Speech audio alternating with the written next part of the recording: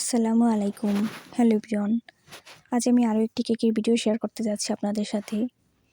তো এই ভিডিওটা নেগেটিভ হতে যাচ্ছে, কারণ আমি কোনো স্পন্সর ভিডিও করি না। আমার কাছে যেটা ভালো লাগবে আমি সেটাই বলবো, আর যেটা খারাপ লাগবে আমি সেটাই বলবো।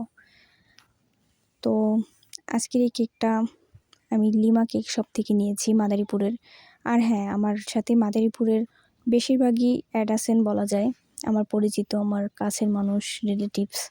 তো তাদের জন্য এই ভিডিওটা। আমার মতন আপনারা যেন ধরাটা না খান, এই জন্যই। তো আমি এখানে 500 ml একটি রেড ভেলভেট কেকের অর্ডার করি, 450 টাকা যার দাম নিয়েছিল। আমি আসলে জানি না এভাবে কেউ রেড ভেলভেট কেক বানায় কি না।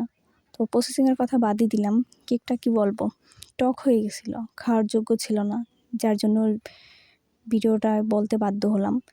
আর আমি তো স্পন্সর ভিডিও করি না টাকা খেয়ে, যে আমি ভালো ভালো বলবো, যেটা খারাপ আমার কাছে ওটা খারাপই রিভিউ দিব, আর যেটা ভালো সেটা ভালো রিভিউ দিব।